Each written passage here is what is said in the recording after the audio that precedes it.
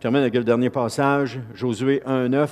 Il dit, je t'ai donné cet ordre, prends courage et tiens bon, ne crains rien et ne te laisse pas effrayer, car moi, l'Éternel, ton Dieu, je serai avec toi pour tout ce que tu entreprendras. C'est une des plus belles promesses de la Bible. Je t'ai donné cet ordre. Dieu n'a pas dit, voici ce que je te suggère, Josué, on va faire ça tout en douceur. Voici ce que je te suggère. Je te suggère de prendre courage, de tenir bon. Non, je t'ai donné cet ordre. Ça ne se discute pas. Josué, ça ne se discute pas. Prends courage, puis tiens bon. Oh oui, mais Seigneur. Non, Josué, je t'ai donné cet ordre. Prends courage et tiens bon. Entendez-le dans votre oreille, entendez-le dans votre cœur que Dieu est en train de dire, je t'ai donné cet ordre. Prends courage et tiens bon. Parce que je suis ton Dieu, parce que tu m'appartiens, parce que je t'ai créé, parce que tu es une créature merveilleuse. Prends courage et tiens bon. Abandonne pas. Lâche pas. Persévère. Tiens-toi prêt. Prends courage et tiens bon. Ne crains rien. Ah, mais Seigneur, ils me font peur. Non, ne crains rien. C'est un ordre. C'est un ordre. Laisse-toi pas effrayer. Combien est-ce que le monde nous effraie? Ils nous font peur. Mais prends courage et tiens bon. Pour Josué, ce n'était pas facultatif. Ce n'était pas une suggestion. C'était pas... Non. C'était un ordre de Dieu. Et Josué était un militaire. Il savait ce que ça signifiait d'obéir ou de ne pas obéir à un ordre. Un militaire qui n'obéit pas à un ordre est traduit en cour martiale, puis il va payer le prix. Mais ici, ce n'est pas la même chose. Hein? Mais il savait que s'il désobéissait, il y aurait assurément des conséquences. Si Dieu dit « Prends courage et tiens bon », puis qu'il abandonne, il y a des conséquences. Bien des croyants désobéissent aux ordres de Dieu, ils tombent puis ils ne se relèvent pas. D'autres ont peine à marcher dans leur vie chrétienne parce qu'elles sont constamment en désobéissance. Constamment, elles ne obéissent pas, elles ne prennent pas à cœur la cause de Christ et elles n'obéissent pas. Elles n'arrivent pas, ces personnes-là n'arrivent pas à se décider, à se donner entièrement au Seigneur, puis à obéir coûte que coûte, quoi que ce soit que le Seigneur demande. Ils sont là avec du mou dans leur vie et puis, malheureusement, ces personnes-là n'avancent pas dans la vie chrétienne. Dieu a dit à Josué, je t'ai donné cet ordre. Hein? Cet ordre était aussi pour Jésus, je pense, qu'il devait accomplir.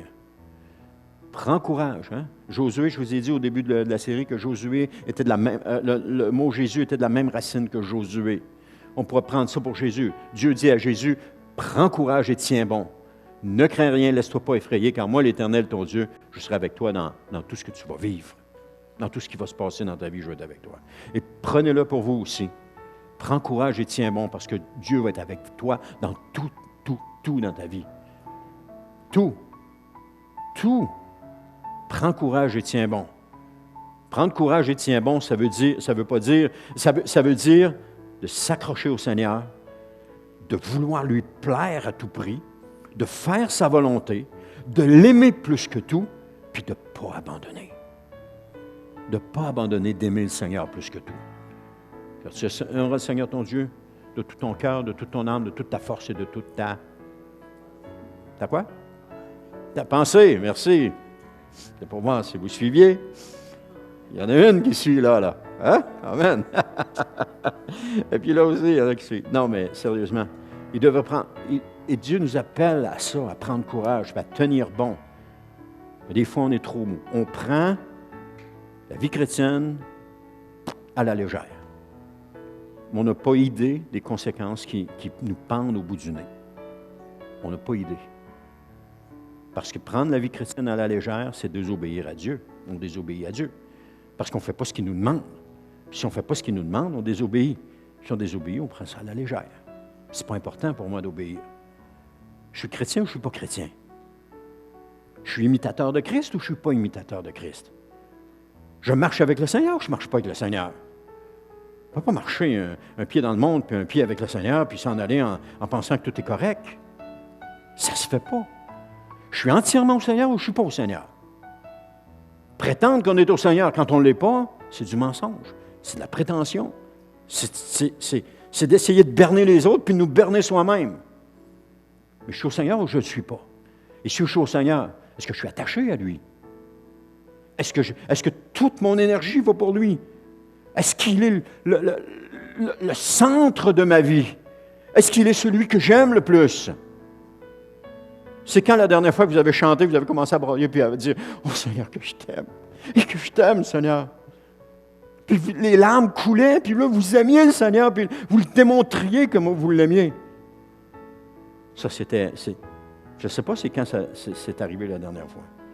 Mais pour ma vie, je sais quand ça arrive. Mais est-ce qu'on est entièrement à Jésus ou on ne l'est pas? Il n'y a pas de milieu. Il n'y a pas d'entre-deux.